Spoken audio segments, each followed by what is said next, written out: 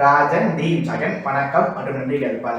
ஸ்காண்டா படத்துக்கு பிறகு நம்ம ரேப்போ ராம் பொத்தினேனி, லைகர் படத்துக்கு பிறகு நம்ம பூரி ஜெகநாத் இவங்க 2 பேரோட காம்போல வந்திருக்க படம் தான் டபுள் ஸ்மார்ட். 2019 வந்து இஸ்மார்ட் சங்கர் படத்தோட சீக்வல் இந்த படத்தை சொல்றாங்க. உண்மையை சொல்லணும்னா இஸ்மார்ட் சங்கரே ஒரு சுமாரான படம் தான். அப்படி இருக்கும்போது அந்த படத்துக்கு எதுக்கு முதல்ல சீக்கிரம் எடுக்கணும், அப்படியே எடுத்தாலும் அந்த படத்துக்கு இந்த அளவுக்கு அபத்தமா எடுக்கணும். ஏன்னா இந்த படத்துல கதை என்னன்னா, villain big pool Sanjay Dutt அவர்களுக்கு கேன்சர் வந்துருச்சு. அதனால அவர் இன்னும் ஒரு சில மாதங்கள் மட்டும்தான் உயிரோட இருப்பாருன்னு டாக்டர் சொல்லிடுறாங்க. இதை கேட்டு நம்மளால எவ்வளவு செலவானாலும் பரவாயில்ல, நான் எப்படியாவது உயிரோட இருந்தே ஆகணும்னு சொல்லி அதுக்கு தீர்வா மெமரி டிரான்ஸ்ஃபர் ஐடியாவை ஒரு சிலர் சொல்றாங்க. அப்படி மெமரி டிரான்ஸ்ஃபருக்காக டெஸ்ட் பண்ணும்போது யாரோட பாடியுமே தாங்காததால ஃபர்ஸ்ட் பார்ட்ல ஆல்ரெடி மெமரி டிரான்ஸ்ஃபர் ஈடுபட்டு இருந்த நம்ம ரேப்போ ராம் பொத்தினேனியை தூக்கிட்டு வந்து மெமரி டிரான்ஸ்ஃபர் ப்ராசஸை கம்ப்ளீட் பண்றாங்க. இதில் நம்ம ராம் பொத்தினேனிக்கும் சஞ்சய் தத்துக்கும் வேற சின்ன வயசுல இருந்தே ஒரு வாய்க்காத கதை இருக்கு.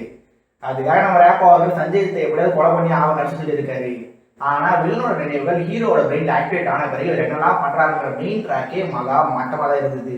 ஆனா சைட் ட்ராக்ல காவ்யா தப்பார் மேடம் அவங்கள கவர்ச்சி தப்பாரா மாத்தி இவங்க எடுத்த காட்சிகள் ஒரு பக்கம்னா, போக்கான்ற ட்ரைபிள் கேரக்டர் ஒன்று இந்த படம் முழுக்க வருது. அந்த கேரக்டரை வச்சு இவங்க என்ன ட்ரை பண்றாங்க, ஏது ட்ரை பண்றாங்க, எதுக்கு இவ்வளவு ஆபாசம் தேவைதான் இந்த அட்டகாசம்னு இந்த படத்துல இருக்க கேள்விகளை கூட யாராலும் தான். ஆனா படம் முழுக்க போச்சமா சென்டிமெண்ட்னு சொல்லி கிளைமேக்ஸ்ல 2ஆம் போச்சமான ஒரு கேரக்டரை வச்சு ஒரு சில காமெடியை ட்ரை பண்ணியிருந்தாங்க. அதை கூட நான் தாங்கிக்கிட்டேன். ஆனா வில்லனோட கேன்சர் ப்ராப்ளம் தொடங்கி மெமரி டிரான்ஸ்ஃபர் வரைக்கும்னு எல்லாமே ஹீரோட பிளான் தான். இதெல்லாம் அவர் ஏன் பண்ணாங்கன்னு கேட்கும் போது, north India versus south India இல்லடா, we are all a proud இந்தியன்னு ஒரு தேசப்பட்டு ட்ராக்கை உள்ள நுழைச்சாங்க பாருங்க.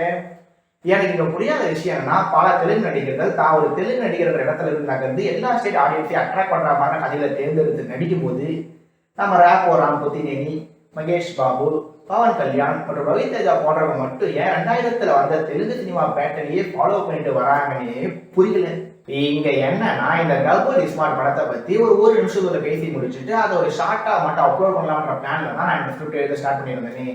ஆனா படத்தோட எஃபெக்ட்னால என்ன பேசுறேன் ஏது பேசுறேன்னு தெரியாம பல நிமிஷங்கள் நான் சம்மந்தம் பேசிட்டு வரேன்.